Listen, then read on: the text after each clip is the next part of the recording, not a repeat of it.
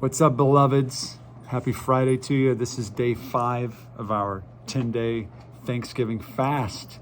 It's an early morning for us. We just finished a 2-hour set in our prayer room. Powerful time of just encountering the Lord there, just worshiping from the Psalms, singing, worshiping in the Word.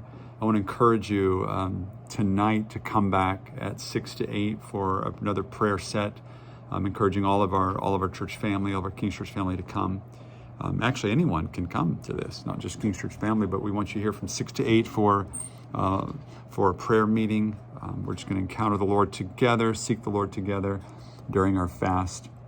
I want to finish up where the Lord was speaking to me from the book of Matthew, looking at Jesus' time in the desert. The enemy has been meeting him. The Spirit, first of all, drove him into the wilderness, according to Matthew chapter 4. To be tested by the enemy.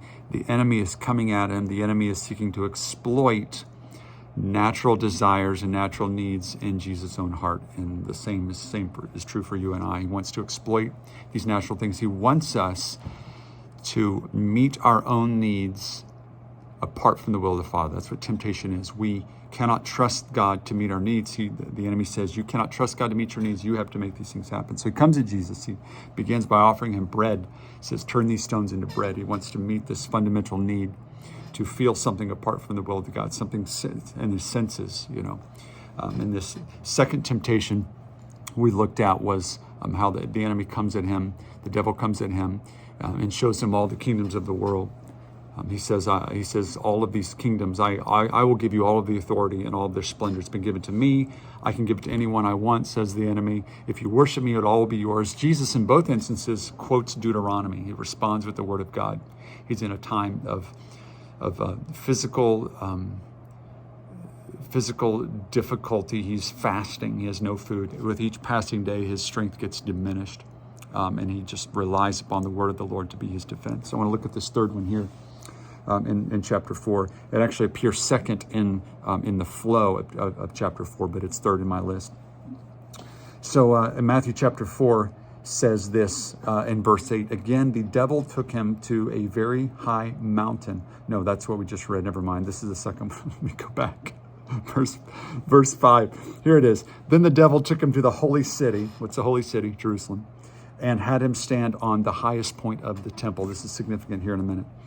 He says, if you are the Son of God, so he's calling into question Jesus' identity. Here we already know that Jesus has been affirmed by the Father, my beloved Son. The enemy comes, he's going to begin to exploit that. He does that in Genesis 3. Did God really say? He says that to Eve. Did God really say? Are you sure? He says that to Jesus. Are you really sure you're the Son of God? If that's true, if you really have this identity, throw yourself down. And this is a strange thing to say, and I'll unpack why I think it's significant in a minute. But then the enemy does something very significant. The enemy then begins to use Jesus' defensive tactics against himself. In other words, the enemy is going to quote the Bible back to Jesus.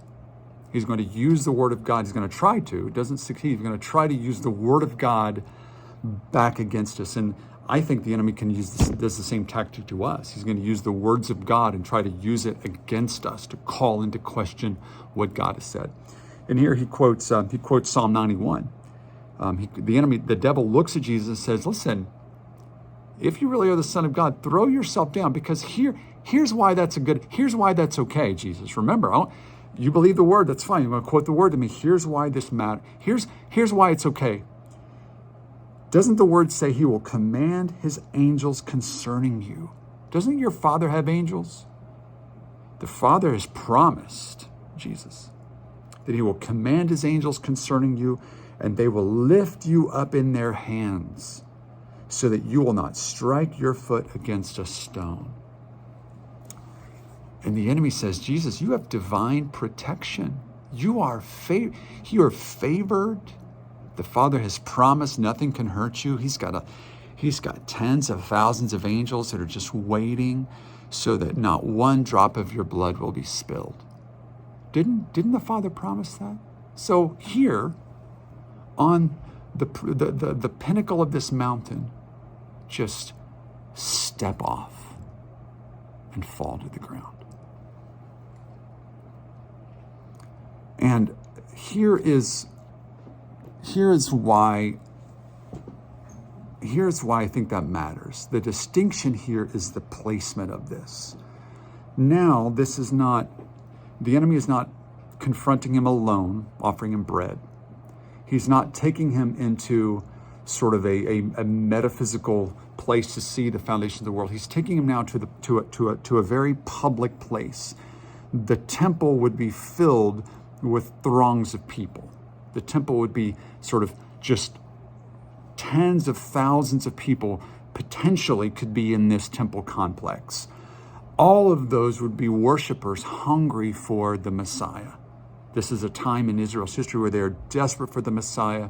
What would, if Jesus did what the devil said? Imagine what that would do.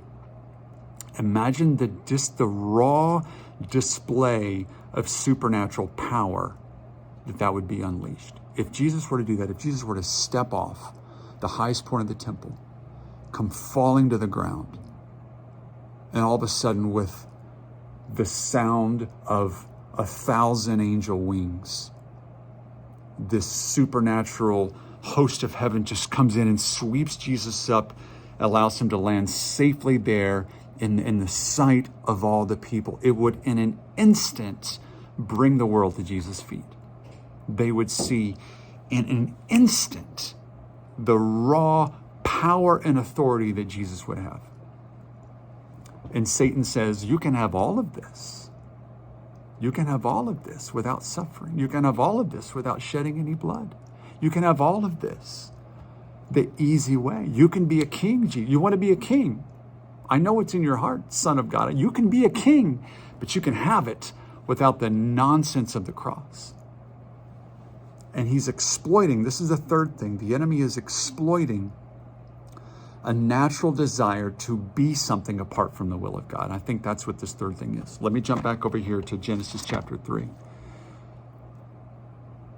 The woman saw that the fruit of the tree was good for food. That's that first temptation, the temptation to feel something in our five senses, to taste, to experience something in our sense that's good for food. That's the first temptation. That's what Jesus encountered.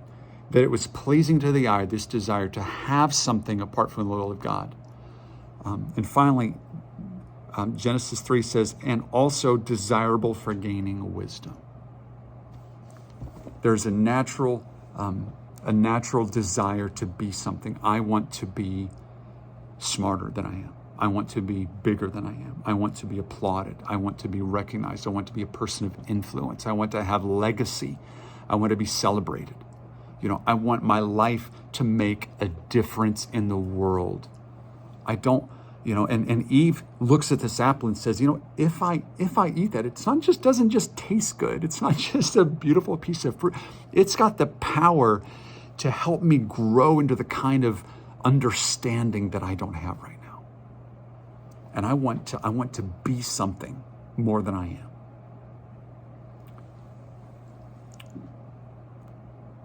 And the same temptation then comes to Jesus. Can you be something independent of the will of the Father? And Jesus knows he's meant for things. He's meant for kingship. He knows that. It's what he was that before incarnate. It's what he's destined for. But right now the temptation is to seize that destiny apart from the Father's will. And Jesus says, no, I will not do that. And Jesus answered, it is also written, he's going to quote Deuteronomy chapter 6. It's also written, do not put your Lord your God to the test. Just a simple answer. That's what he says. He doesn't have this long thing. He just says, he says, I'm not going to test the Lord. I'm not going to give the Lord a little nudge. I trust the Father to unpack his purposes for me according to his perfect will, according to his perfect timing. I will not manipulate and try to make that happen on my own.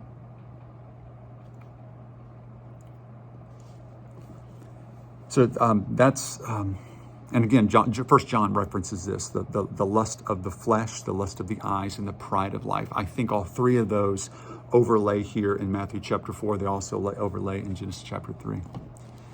All of these needs, though, this is the point. All of these, the Father knows what we want. He knows what we need, whether it is something very elemental in us, food or sex or, experiences or, the desire to have things, the desire to cultivate things, the desire to have dominion over things, the desire to be something, to be people of influence and legacy, to have,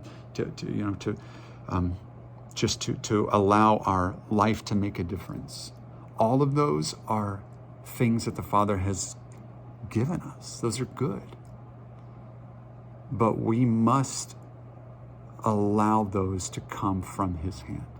He meets our needs. We don't meet our own needs. We place ourselves perfectly in his care and in his understanding.